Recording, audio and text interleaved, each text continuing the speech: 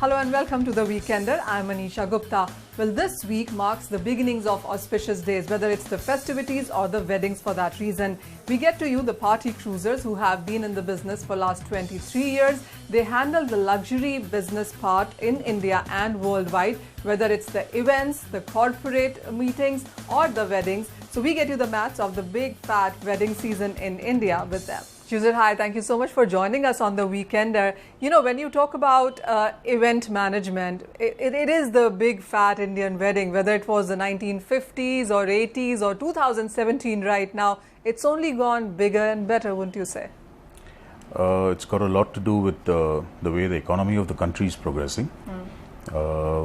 Obviously, as the economy progresses, the spending culture also increases, you know. We had a great depression around 2008 when, if you remember, the corporate spending had almost come down. Dried down. But touch with the wedding still continued. So, you know, in our country, when a child is born, there are two things that a parent instantly wants to do is save for their education and for their wedding.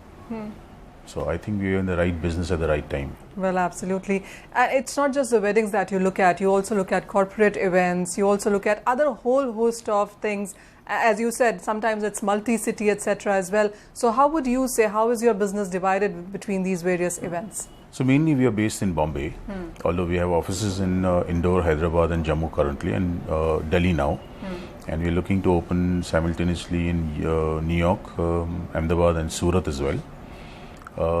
What we're trying to do is, wedding is one of the biggest chunks of the business.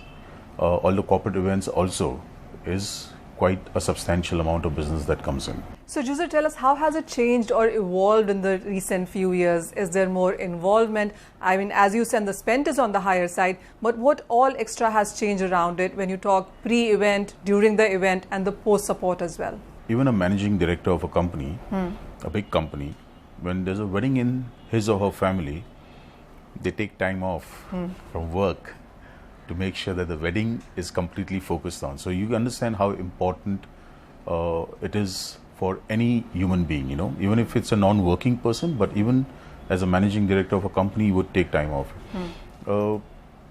Pre-event, during event, post-event, it's a lot to do. It takes immense amount of planning. I mean, the first thing to do is to choose the right destination. You know, you need to understand your background, the culture from which you come from. What do you want to do? Do you want to do a destination? Do you want to do it in your local city? So that's the first step. So, you know, you have worked with some big names. I mean, just to throw a couple of them, you've done Salman Khan's 50th birthday, you've done Shahid Kapoor's wedding, you've done Chanda Kocher's daughter's wedding as well. What would you say? How are things opening up, especially when it comes to India? Everyone wants a piece of the pie right now, and the pie is India. There are a lot of multinational companies, ad agencies, event companies that are abroad, maybe owned by NRIs or even non-NRI owned companies who want presence in India, you know.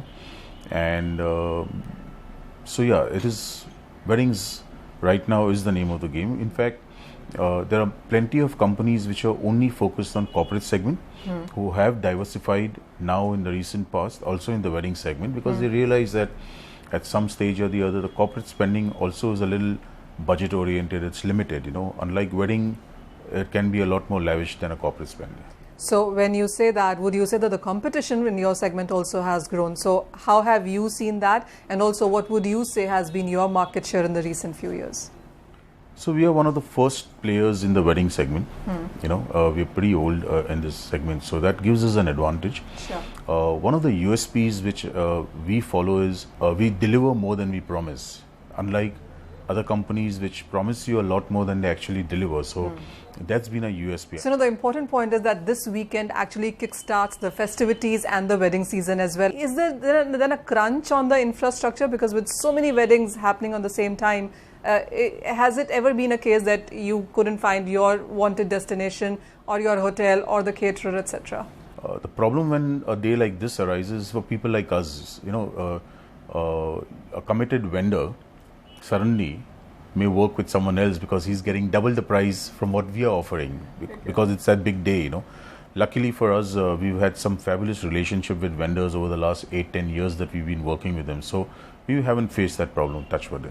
Is there any other country, any other culture who gives a wedding so much importance, so much spend, so much time and money as we do in India? India is number one in the wedding circuit. There is no denying that. And there are countries which are hosting familiarization trips, as they call it, fam trips, which basically take top wedding companies from India to their country, all expenses paid for, only to familiarize them with their country, the venues, the hotels, the opportunity of bringing an Indian wedding to that country. And that which I would say probably if 5 years ago, if there were 2 countries doing it, today there are 20 countries doing that. So you can imagine how much importance Indian weddings hold to even foreign tourism in their country, So when it comes to destination wedding, whether it's in India, what would be your best city of choice here? And even if it's a country, what country do you think offers the best of possibilities? I would think Mauritius is a great destination. Cambodia is one of the most upcoming destinations. The people are extremely hospitable.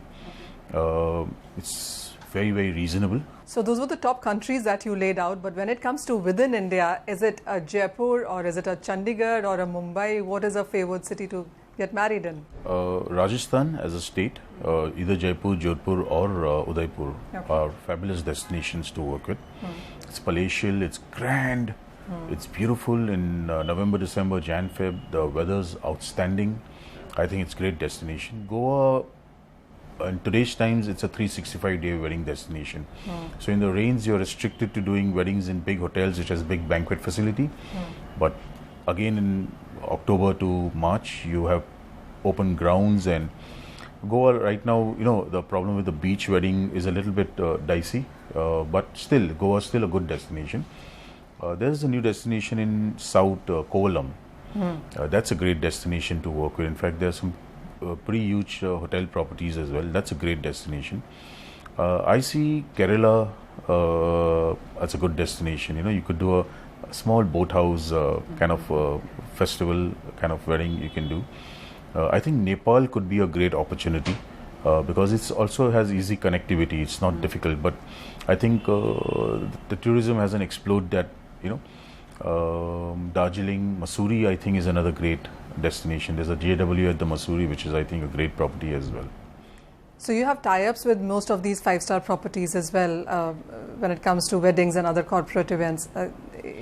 So the tie-up basically is more as a preferred vendor. There is no official tie-up for all these destinations, but it's all about building PR and rapport with your clients, and it all depends. If the client wants you to do the wedding, then the hotel cannot regret that. Hold that thought right there. On that note, we will take a very short break, come right back and talk more about the big fat wedding season and the business in India. CNBC-TV18 Weekender.